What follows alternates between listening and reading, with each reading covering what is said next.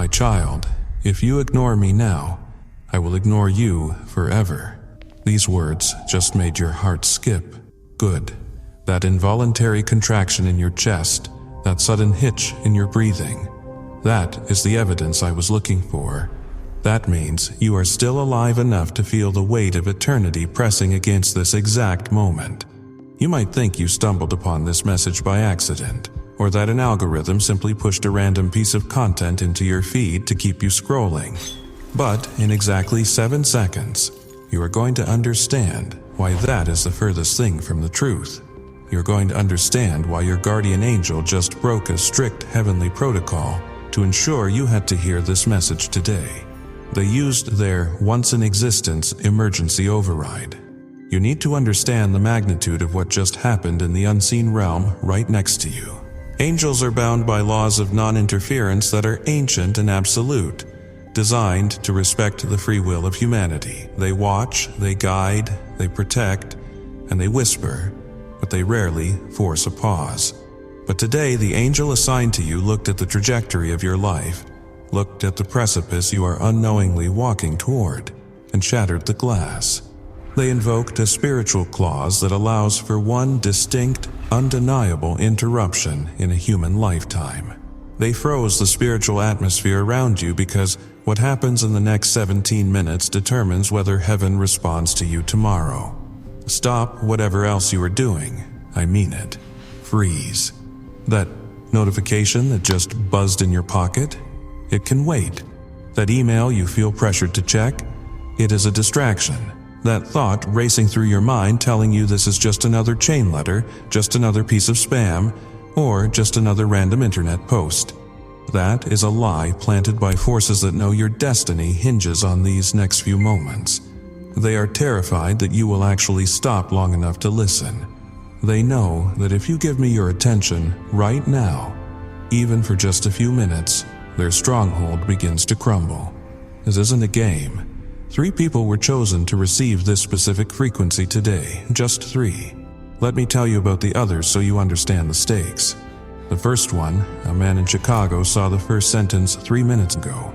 He felt a brief flicker of conviction, a tug at his soul, but he was too consumed by the noise of the world. He was worried about a meeting that starts in an hour, a meeting that won't matter in 5 years. He chose the anxiety of the temporal over the peace of the eternal. He kept scrolling. He is gone. The window for him has closed, and the silence returning to his life is deafening, though he won't realize it until the storm hits next month. The second person was a woman in Dallas. She paused. She read the first paragraph. She felt the tears welling up. The spirit was moving. But then her phone pinged with a text from an ex-boyfriend. A toxic tether she promised to cut, but hasn't. She clicked the notification. She chose a broken relationship over a divine restoration.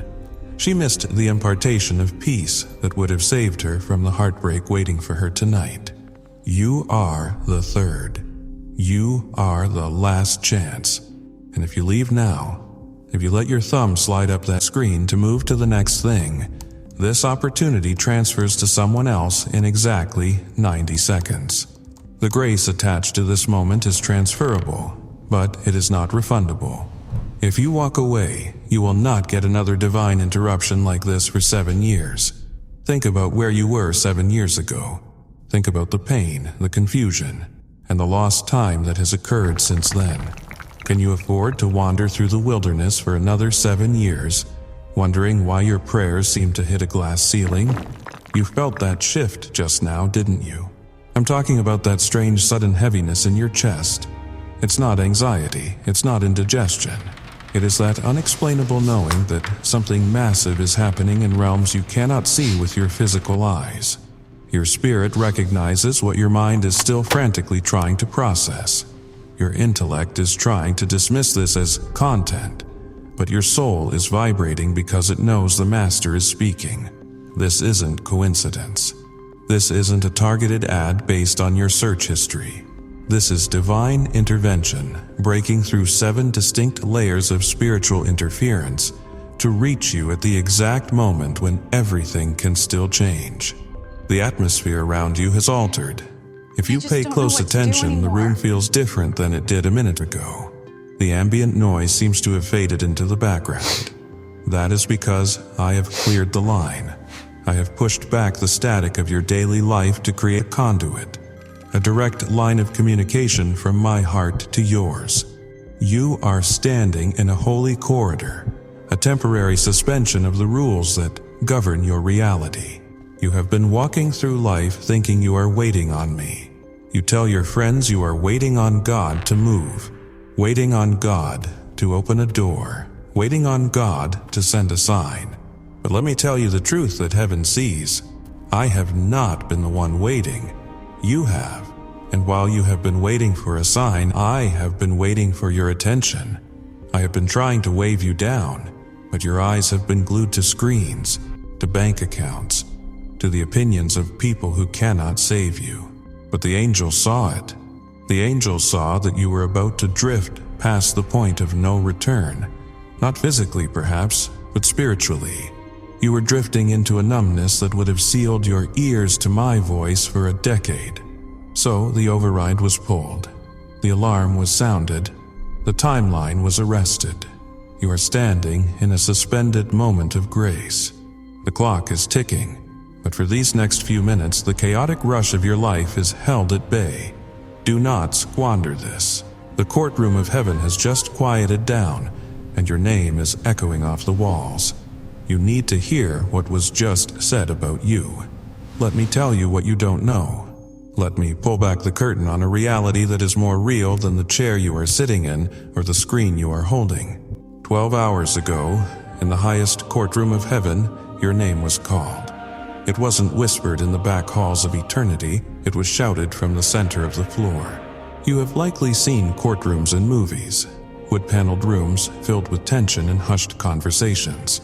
But the High Court of Heaven is different. It is a place of absolute transparency where motives are weighed, not just actions. And 12 hours ago, the atmosphere in that chamber, usually filled with the incense of worship and the sound of holy, holy, holy, fell dead silent. The music stopped. The angels folded their wings. The books were opened. The accuser had stepped forward, and he had built a case against you that was terrifyingly comprehensive. He didn't just have a few instances of mistakes or a handful of bad days. He had 7 years of meticulous documentation.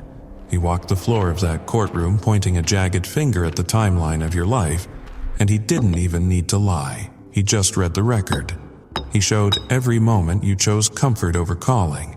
He replayed the tapes of every time you felt a nudge to move, to speak, or to act, and instead you whispered tomorrow. He highlighted every single time you traded your birthright for a bowl of temporary relief, scrolling through mindless feeds while your spirit starved. The evidence was damning because it was accurate.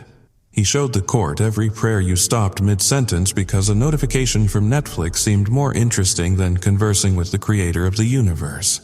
Think about that. The God who breathes stars into existence was waiting to hear your heart, and you walked away because a streaming service offered you a season finale. He pulled up the logs of your mornings, hundreds of them, where your hand instinctively grabbed your phone before it ever reached out for my presence. He argued that you had made your choice, that your allegiance was to the screen, to the dopamine, to the distraction. He claimed that you had voluntarily surrendered your destiny by default, simply by not showing up for the battle. They want the blessing, the accuser sneered, but they refuse the relationship. They want the breakthrough, but they ignore the breaker. They are lukewarm. And by the statutes of this court, a lukewarm spirit forfeits its protection. The judgment was about to be sealed. The gavel was raised. By all legal rights in the spiritual realm, the protection around you should have been lifted, allowing the consequences of your apathy to flood in without restriction. You were seconds away from a season of spiritual dryness that might have lasted a decade. But then, your guardian angel did something unprecedented. Trembling but resolute, they stepped between the accuser and the throne. They didn't argue that you were perfect. They didn't try to claim you hadn't made those mistakes. Instead, they invoked the mercy clause. This is a specific spiritual statute that can only be used once per human lifetime. It is the emergency brake of heaven. It is the Hail Mary of the spiritual realm.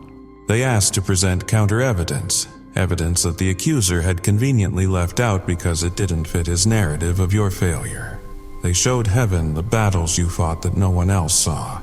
They pulled up the records of the nights you cried yourself to sleep at 3 a.m., tears soaking your pillow when you thought I wasn't listening.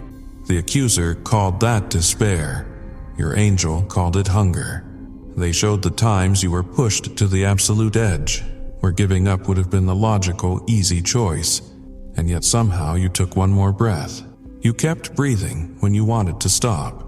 That breath was an act of war. They showed the prayers you prayed for others, for your family, for your friends, for strangers, even when your own life was falling apart. They showed the moments where you chose kindness despite being treated with contempt. They revealed the flicker of faith that remained in the ashes of your disappointment. The accuser saw a hypocrite.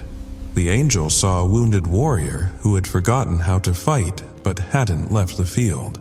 And in that moment, heaven paused. The gavel stopped mid-air. The silence was absolute. The millions of witnesses held their breath. I looked at the evidence.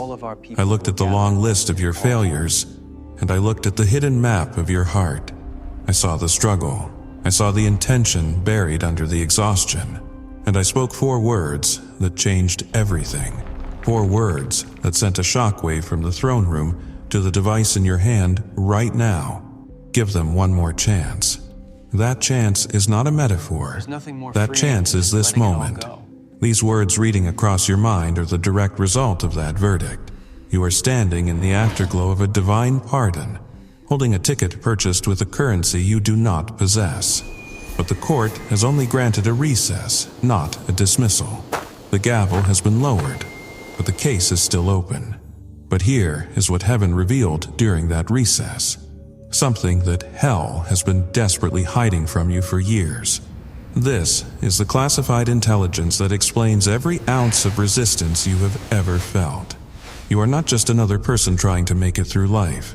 You are not just a random accumulation of biology and circumstances struggling to pay bills, find a little happiness, and survive until the weekend. If you were that insignificant, the enemy wouldn't bother with you. He would leave you alone to drift. The truth is, you are carrying something so dangerous to the kingdom of darkness that 12 demons have been specifically assigned to keep you distracted, comfortable, and mediocre. 12. Does that number sound excessive for one person? It would be, if you were who you think you are. If you were just a regular human living a regular life, one low-level imp would be enough to keep you off track. But 12? That is a containment unit. That is a squad dispatched for high-value targets. They know what you don't. They have seen the blueprints of your potential that you haven't even glanced at.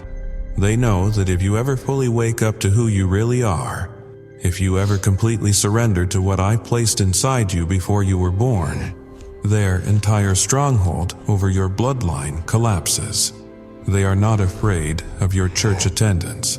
They are not afraid of your religious language. They are terrified of your awakening. You think you have been tired lately because of work, stress, or age. You tell yourself, I'm just burned out. You blame the economy, the traffic, the demands of your family. You think you need more vitamins, a better mattress, or a vacation. No, that is the cover story. You have been tired because every night, whether you know it or not, your spirit has been fighting in spiritual realms while your body sleeps. You are waking up exhausted because you have been at war. Your spirit has been wrestling against principalities that want to abort your purpose before you discover it. That is why you wake up with a heaviness you can't explain. That is why your dreams feel like battles you cannot quite remember, leaving you with a lingering sense of conflict when the alarm goes off. That is why peace feels so elusive. Like a butterfly, you can almost catch but never quite hold.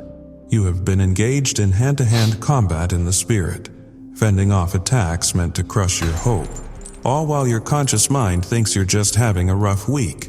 You are a soldier who doesn't realize they are on the battlefield, wondering why they keep getting wounded. But I knew. I have watched every battle. I have seen every wound you tried to hide with a smile. I have counted every tear you blinked back in the car before walking into the house. The books of heaven contain exactly 43,000 entries about your struggles. That is not a random estimate. That is the exact count as of this moment. 43,000 times heaven has documented your pain, your resilience, your faithfulness, and your refusal to completely give up even when everything in you wanted to quit. Think about that number. 43,000 moments where you chose to keep breathing when the enemy screamed stop. 43,000 times you chose to be kind when you were hurting. 43,000 times you faced a wall and climbed it instead of turning back. The enemy calls that stubbornness. I call it the evidence of your sonship. The enemy's strategy has been brilliant in its cruelty. They haven't tried to destroy you outright, because they know that a direct attack often drives you to your knees, and that is the last place they want you. If they attack you too hard, you run to me. So instead, they have chosen a subtler weapon: distraction. They have wrapped you in a warm blanket of mediocrity.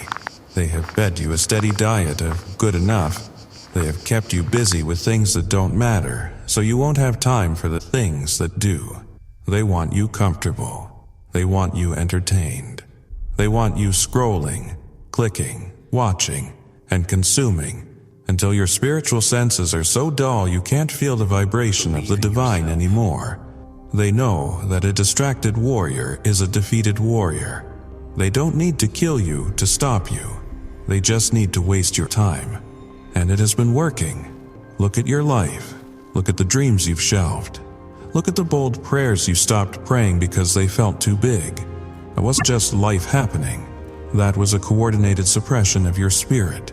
That was the 12 doing their job.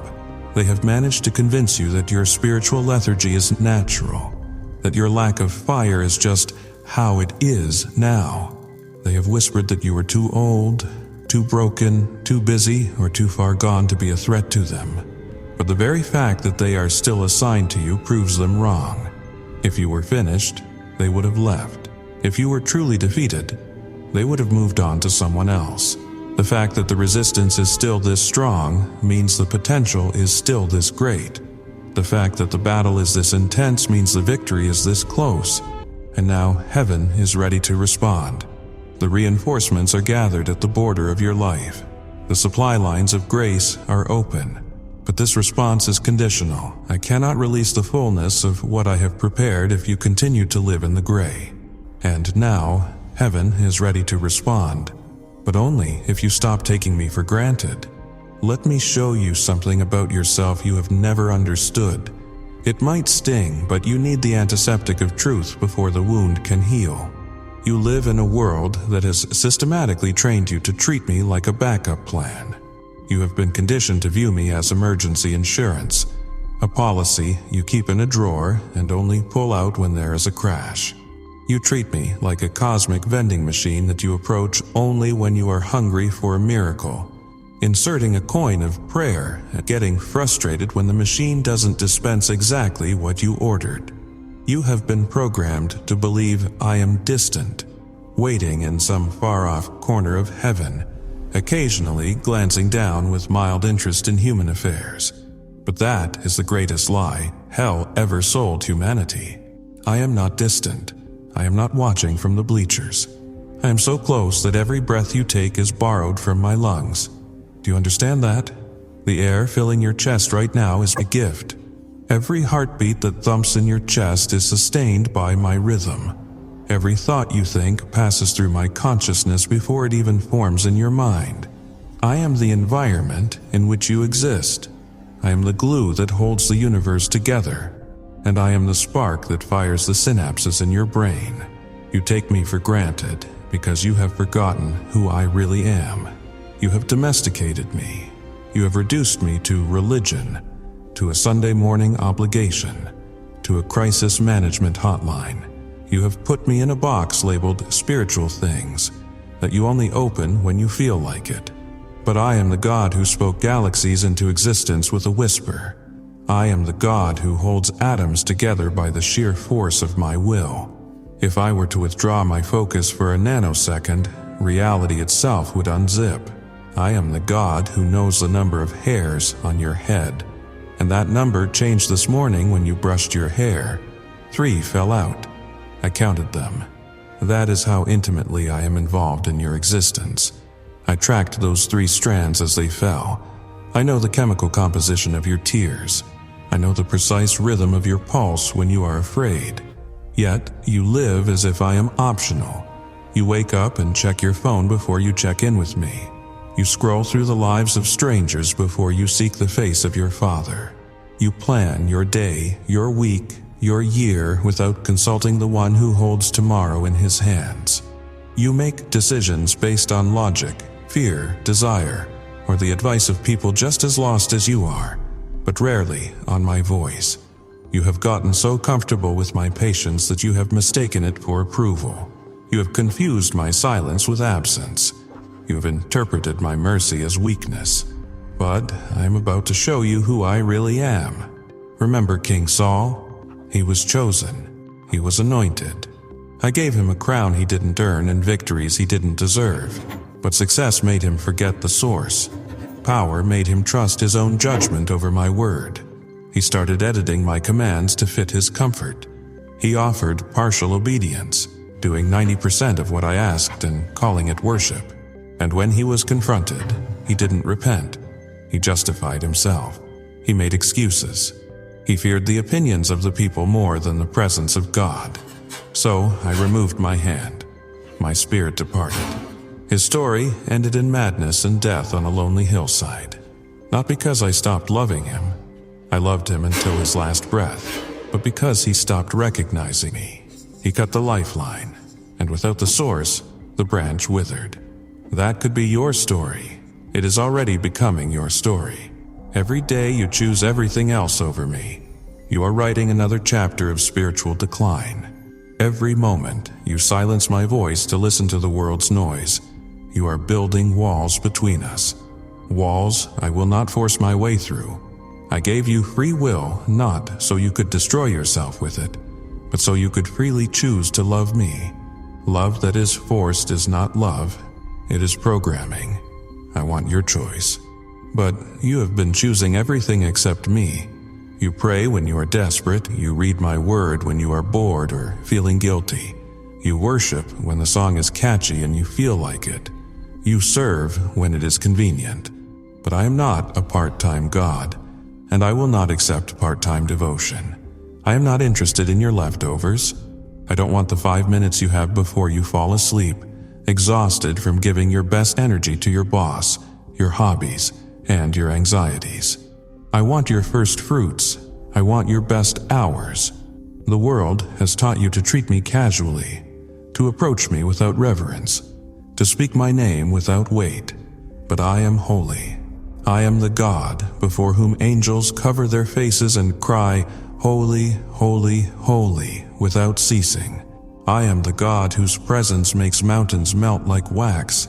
Yet you approach me like I am your buddy, your genie, your backup plan. You have lost the fear of the Lord, and in losing that, you have lost the beginning of wisdom. But even now, even after all your casual dismissal, my love for you burns with an intensity that would incinerate you if you felt its full force. That is why I filter it. That is why I measure it out. But don't mistake that measured grace for a lack of passion. I am jealous for you with a jealousy that makes human emotion look like a shadow. I want you with a wanting that preceded your existence. I chose you before I laid Earth's foundations. Your name was on my lips before your parents thought of it. Listen carefully to what I'm about to tell you, because this is the pivot point. This is where everything changes or nothing does. In the next 72 hours, I am going to send you 3 unmistakable signs. Not subtle hints, not vague feelings, and not "maybe that was God" moments. I am talking about 3 undeniable confirmations that I am speaking to you right now. The first will come within 6 hours. someone you haven't heard from in years, a name that has gathered dust in your contacts, will contact you with words that directly relate to what you have been privately praying about. It will startle you because they will have no way of knowing what you have been carrying. The second will come tomorrow. A door you thought was permanently closed. A job, a relationship, an opportunity will crack open just enough for you to see a possibility you thought was dead. The third will come on the third day. A distinct physical sensation in your body, a sudden healing, a wave of relief, or a surge of energy will confirm that heaven has heard and responded. But these signs come with strict conditions. You cannot negotiate with the divine. Starting right now, for the next 72 hours, I need you to seek me like your life depends on it. Because it does. Wake up tomorrow at 5:55 a.m. Not 6 o'clock, not 5:45.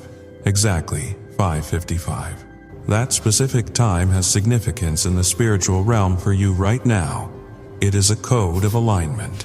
When you wake, before your feet hit the floor, before you reach for your phone to check the world, say these exact words. I choose you today above everything else. I surrender my plans to your purpose. I am listening. Then be quiet for 7 minutes. Don't pray, don't read, just listen. I will speak. It might be a thought that seems to come from nowhere, or a warmth in your chest, but you will know it is me. Delete 3 apps from your phone right now. You know exactly which ones. The ones that steal your time, feed your comparison, or fuel your distractions. Heaven cannot download new software while your storage is full of hell's applications. This isn't legalism. This is spiritual hygiene. You wouldn't eat from a dirty plate, so stop feeding your spirit from contaminated sources. Text someone right now with these words. I have been praying for you. You don't need to know why. You don't need to explain. Just send it to the first person who comes to mind after reading this sentence.